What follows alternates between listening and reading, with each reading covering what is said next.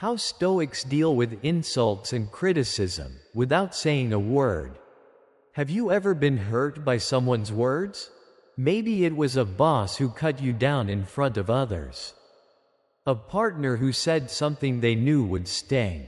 Or a so-called friend who turned your insecurities into a punchline. What if I told you that one of the most powerful men in history faced worse and didn't flinch?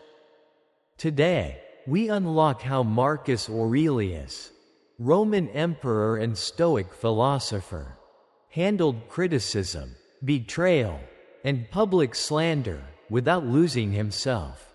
And more importantly, how you can do the same.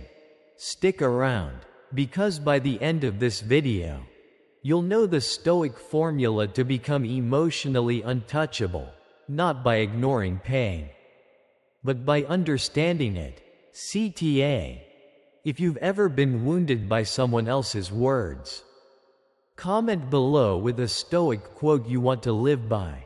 Let's build a wall of wisdom together. Part 1: The Emperor Who Was Attacked. Imagine this. You're Marcus Aurelius, the ruler of the Roman Empire. Every word you say affects millions.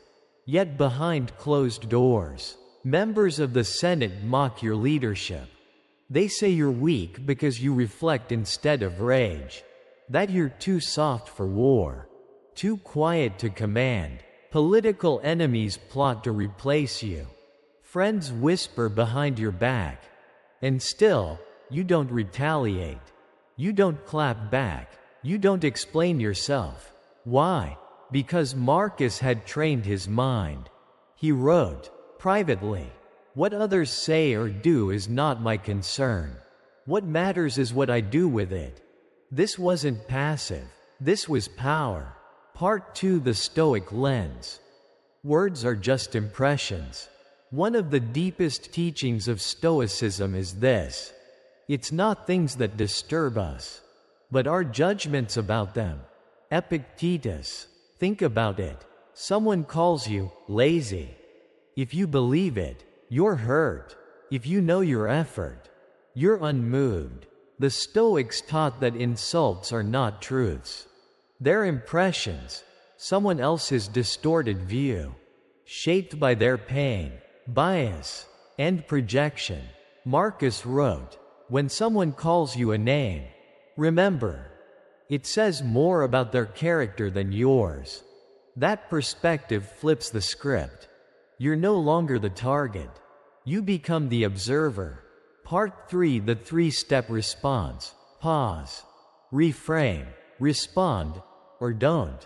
So how do we apply this when someone insults us? Use the Stoic method. Pause. Reframe. Respond. 1. Pause. Don't react. Take a breath. Create space between stimulus and response. The more you practice restraint, the more powerful you become. Seneca. When you pause, you exit the emotional storm. You regain agency. 2. Reframe. Ask, is this true?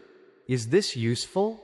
Often, insults are vague, exaggerated, or just projections. Reframe it as feedback, or discard it completely. That wasn't about me.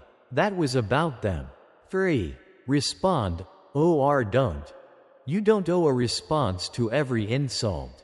In fact, silence is often the highest form of strength. Marcus wrote, "The best revenge is not to be like your enemy. But if you must respond, do so with dignity." Thank you for your perspective. No emotion, no argument, just calm. Part 4: When Silence is Power. 9 o'clock to 11 o'clock.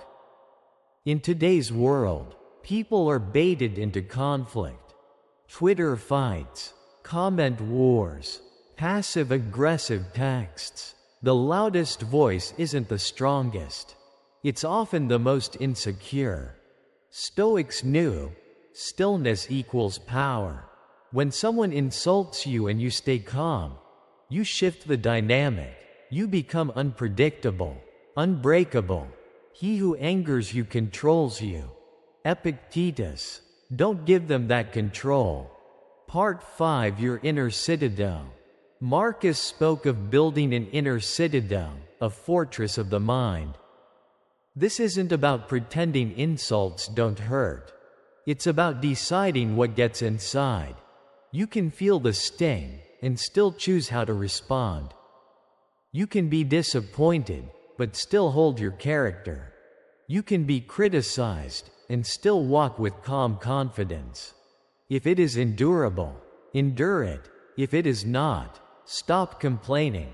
This is real power, not reactive, not defensive, but grounded, stoic. If someone's words have cut you down, if criticism made you question your worth, if you've ever been pulled into drama and regretted it later, it's time to take that power back. You are not what they say. You are what you choose to become in response. Practice the Stoic pause. Reframe the insult. Respond from strength, or not at all. Like Marcus, let your actions speak. Who has said something that hurt you? Drop a Stoic quote in the comments you want to live by. Let's create a feed of resilience and wisdom. And if this message resonated with you, don't forget to like, subscribe, and share with someone who needs to hear this today. Because real strength doesn't shout. It endures in silence. See you in the next lesson from the ancient Stoic secrets.